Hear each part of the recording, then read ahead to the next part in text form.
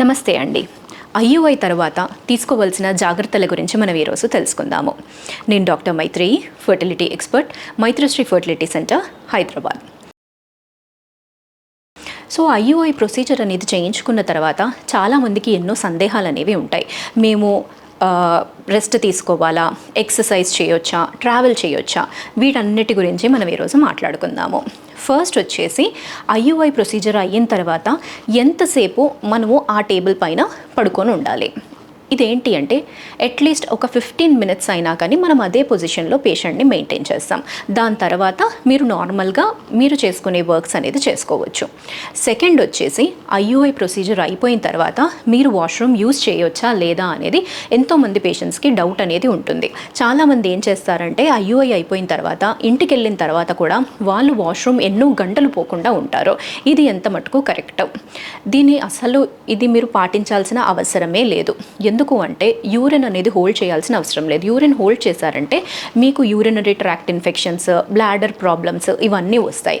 అందుకు ఎప్పుడైతే హాస్పిటల్లో 15 మినిట్స్ డ్యూరేషన్ అనేది అయిపోయిందో దాని తర్వాత ఇమీడియట్గా మీరు రెస్ట్ రూమ్ అనేది యూజ్ చేసుకోవచ్చు, యూరిన్ అనేది పాస్ చేయొచ్చు. ఇంటికి వెళ్ళిన తర్వాత కూడా మీరు ఎటువంటి యూరిన్ అనేది హోల్డ్ చేయాల్సిన అవసరం అనేది లేదు. థర్డ్ వచ్చేసి ట్రావెలింగ్ చేసుకోవచ్చా లేదా. ఐయుఐ ప్రొసీజర్ అయిపోయిన తర్వాత మేము వేరే ఏరియాలో ఉంటాము, అక్కడి వరకు మేము ట్రావెల్ చేయొచ్చా, బైక్ పైన వెళ్ళొచ్చా లేదా, ఆర్ఎల్స్ కంపల్సరీగా కారులోనే వెళ్ళాలా. సో దీనికి ఆన్సర్ వచ్చేసి ఏంటి అంటే మనం ఐయుఐ చేసినప్పుడు ఏదైతే మీకు 15 మినిట్స్ డ్యూరేషన్ అది టేబుల్ పైన పడుకోబెడతామో అది సఫిషియంట్. ఎందుకంటే ఇంజెక్ట్ చేసిన తర్వాత స్పర్మ్స్ అనేవి వాటికి మొటిలిటీ ఉంటుంది, అవి ఇమీడియట్గా ట్యూబ్స్లోకి ట్రావెల్ చేసేస్తాయి. సో అక్కడ మళ్ళీ మీరు ఇంటికి వెళ్ళిన తర్వాత రెస్ట్ అనేది ఏమీ అవసరం లేదు. అండ్ మీరు ట్రావెల్ ఏదైతే చేస్తారో ఎటువంటి మీన్స్ ఆఫ్ ట్రాన్స్పోర్ట్ అయినా కానీ యూజ్ చేసుకోవచ్చు, దాంట్లో మీకు ఏమీ ఇబ్బందులు అనేవి అవ్వవు. ఫోర్త్ వచ్చేసి మెడికేషన్ యూజ్ చేయాలా వద్దా. మేము న్యాచురల్గానే ఉండాలనుకుంటున్నాము, మేము మెడికేషన్ ఎందుకు యూజ్ చేయాలి అన్నట్టుగా చాలామంది పేషెంట్స్ అడుగుతుంటారు. సో ఇక్కడ మెడికేషన్ పెట్టడానికి ఉద్దేశం ఏంటి అంటే ప్రోజెస్ట్రాన్ సపోర్ట్ అనేది ఇస్తాము.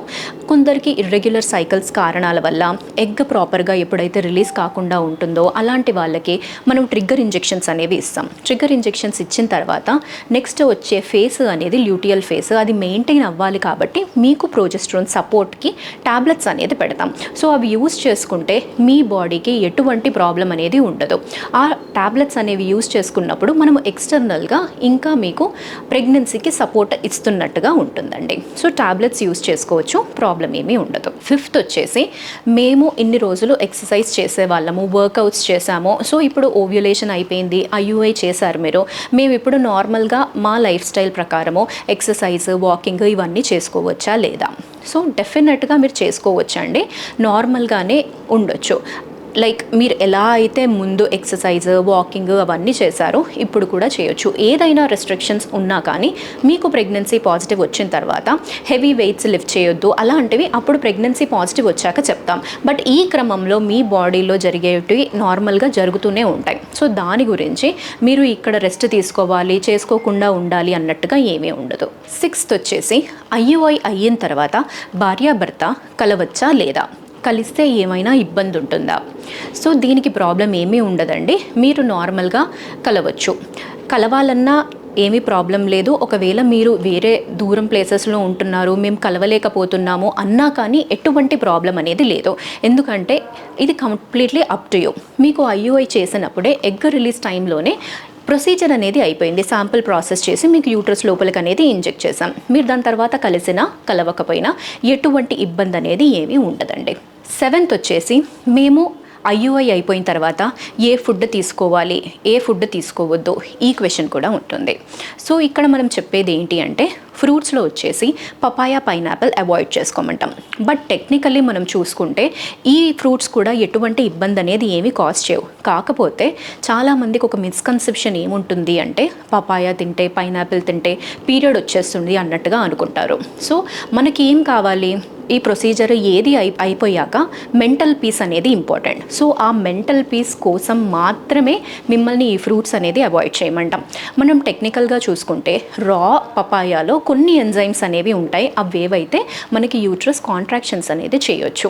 బట్ మనం ఈ కాలంలో రా పపాయ అనేది ఎవరము తినడం లేదు. సో అందుకు మిమ్మల్ని ఓన్లీ పీస్ ఆఫ్ మైండ్ గురించి మాత్రమే ఈ పపాయా పైనాపిల్ అనేది అవాయిడ్ చేయమంటాము.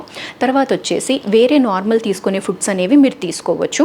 కార్బోహైడ్రేట్స్ అవన్నీ నార్మల్గా తీసుకోవచ్చు. ప్రోటీన్స్, ఫ్యాట్స్ ఇవన్నీ అంటే జనరల్గా మీరు ఏవైతే ఆకుకూరలు, అన్నము, పప్పు, తర్వాత చికెన్, మటన్ ఇవేవైతే తీసుకుంటున్నారో అవి అలాగే తీసుకోండి.